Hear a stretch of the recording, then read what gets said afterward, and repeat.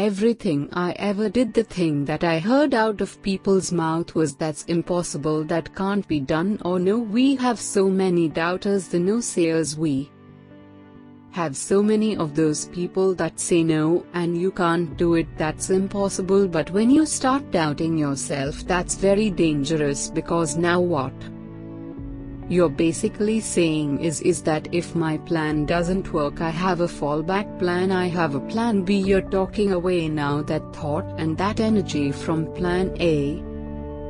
So whenever someone said to me it can't be done, I heard it can be done. When they said no, I heard yes, and when they said it's impossible, I heard it is possible, because I am a strong believer. I'm telling you, I've never ever had a plan B. I made a full commitment that I'm gonna go and be a bodybuilding champion. I made a full commitment that I'm gonna be in America. I made a full commitment that I'm going to get in the show business, and I'm going to be a leading man. No matter what it takes, I will do the work. And it's very important to understand that we function better if there is no safety net, because plan B becomes a safety net. It says that if I fail, then I fall and I get picked up, and I have something else there that will protect me. What is if I fail, then I don't have anything else? Well, let me tell you something, don't be afraid of failing, because there's nothing wrong with failing. So people always ask me when they saw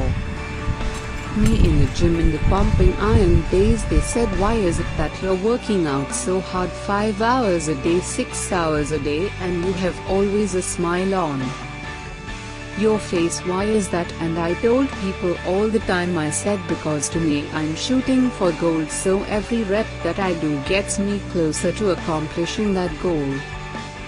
To make this core, this vision turn into reality. Michael Jordan said in one of his interviews, when they said you are unbelievable, you're the greatest basketball player of all times, and he says, well, you just mentioned the successes, but it says for me to become the greatest basketball player, I missed 9,000 shots when I was playing basketball at the NBA games. Does it make him a failure? No, he's one of the greatest basketball players of all times, but he failed 9,000 times. Do you get it? They all fail. It's okay. What is not the case that when you fail you stay down? It's all about the hard work that you put in. 74 hate their job in America. The majority of people don't like what they're doing because they're really not doing it because they didn't have a god and they followed this gore.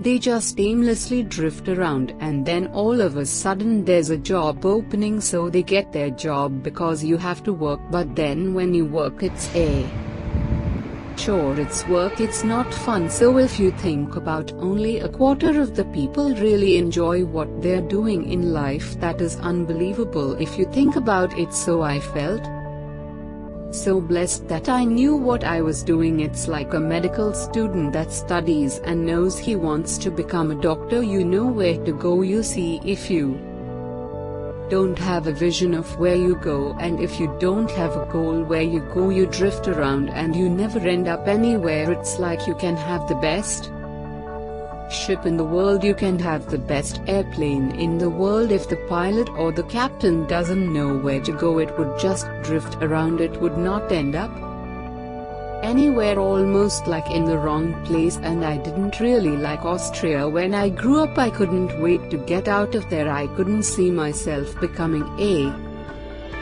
farmer or a worker in a factory or anything like that, even though my parents wanted me to stay there and have a normal life. But that was their vision, not mine.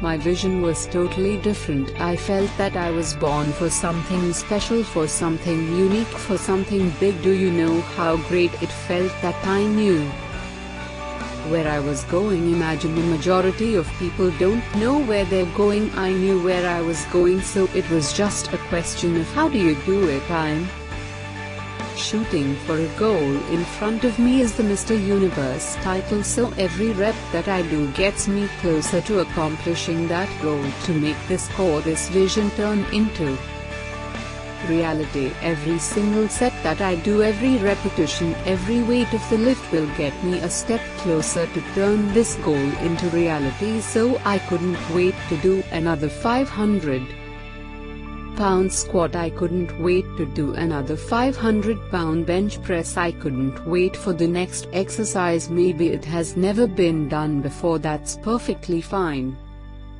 with me, but I'm gonna do it. And I did not listen to the naysayers. With the age of 20, I went to London and I won the Mr. Universe contest as the youngest Mr.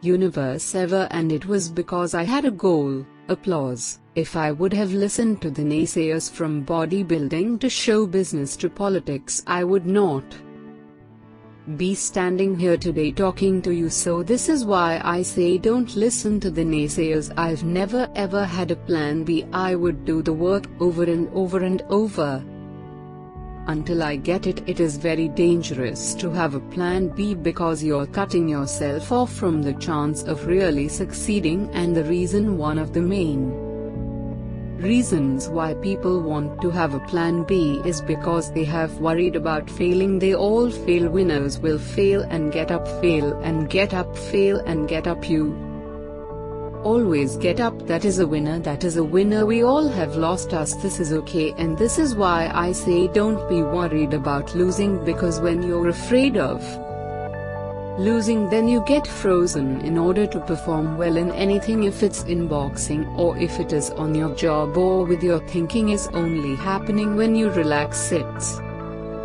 okay to fail. Let's just go all out and give it everything that you got. That's what it is all about. So don't be afraid to fail. It's all about the hard work that you put in. So they all say that's impossible, that can't be done. But I didn't listen to those losers. I didn't listen to them at all, and it was because I had a goal, because I believed you.